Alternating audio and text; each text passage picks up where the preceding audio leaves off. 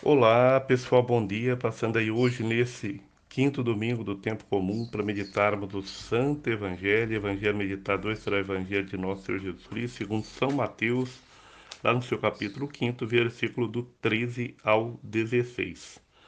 Vós sois o sal da terra.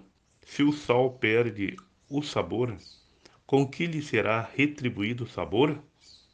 Para nada mais serve, senão para ser lançado fora e calcado pelos homens.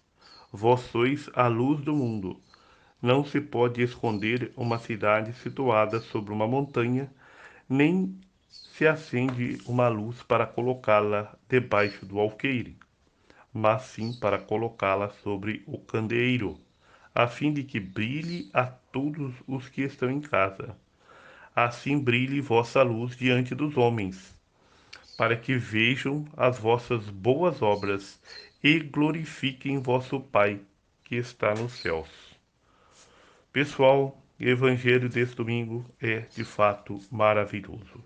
Naturalmente, nesse primeiro domingo também se lê Isaías 58, do 7 ao 10.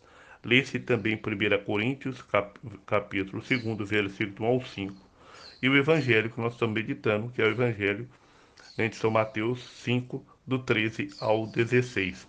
Então, já na primeira leitura de Isaías, insere-se o contexto do jejum. O profeta então denuncia, os pecados e rebeldia do povo, especialmente algumas formas de piedade que não levam em conta a solidariedade. Aqui especificamente nos verbos repartir, acolher e vestir o necessitado.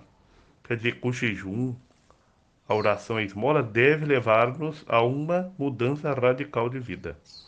São, então, o culto e a espiritualidade, se não feito com esse amor, com essa dedicação, com essa caridade, então é vazio. No entanto, o justo que pratica o verdadeiro jejum não será decepcionado. Não é isso? Conforme narra Isaías, pois Deus está sempre pronto a atender às suas preces. Suas orações serão ouvidas. Então, o jejum que Deus espera é fugir da opressão e da tirania, alimentar o faminto, vestir os nus e evitar a calúnia. Assim, Deus se faz presente no caminho da vida, como no deserto. A vida dessa pessoa se transforma em luz. Durante a noite, será guia e a alimentará. Ou seja, as trevas desse mundo, o cristão é luz para esse mundo, envolto em trevas, envolto em ignorância, envolto em iniquidades. Então, as pequenas parábolas, como é contada hoje, conforme, né, do sal e da luz, complementam, no fundo, a proclamação das bem-aventuranças. Não é isso? Felizes, bem-aventurados.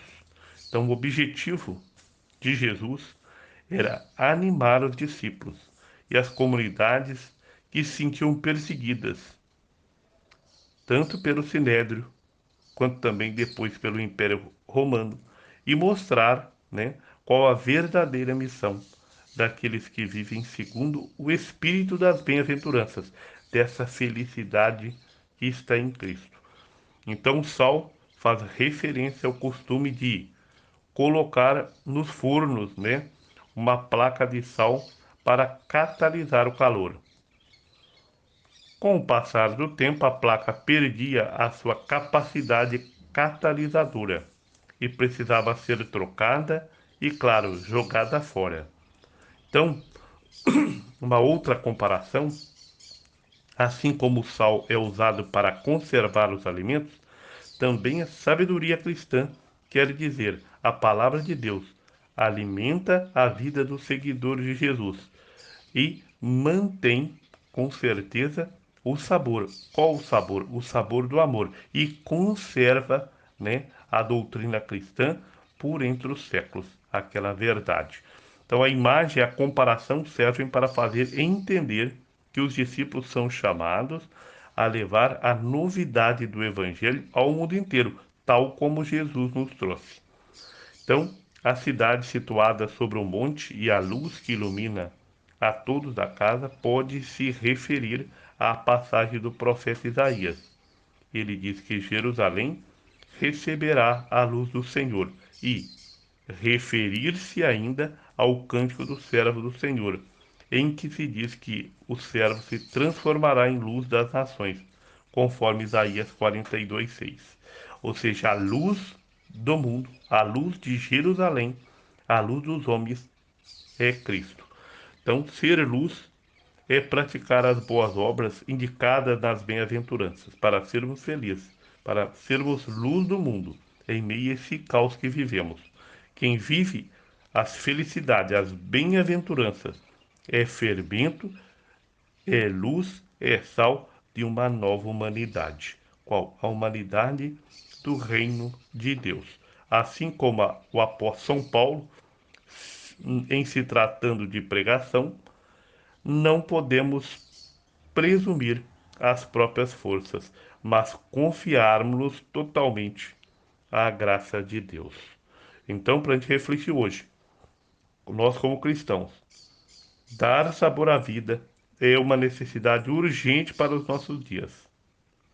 Nessa sociedade, vamos dizer assim, líquida, em que vivemos, os valores se esvanecem e mudam a cada dia. Ora, as pessoas só reagem diante do impacto de testemunhas cristãs sérias e que vive aquilo. Se pecou, procure o sacramento da penitência, procure sempre reconciliar-se com Deus e com o seu irmão. Então, eis a nossa missão, então, como cristão, testemunhar. Sem o sabor e a luz do Evangelho, a boa nova se transforma em ideologia, que serve para cá ou para lá, como um caniço solto ao vento, não é verdade? Ao sopro de doutrinas e ideologias refutadas com antecedência de século. Nós não. Nós seguimos a nossa luz, que é nosso Senhor Jesus. Deus abençoe você neste domingo, para que, cheio do Espírito Santo, poder afirmar como salmista no Salmo 112: misericordioso e justo, suntuosa riqueza haverá em sua casa. Um grande abraço a todos, muito obrigado. Tchau, tchau.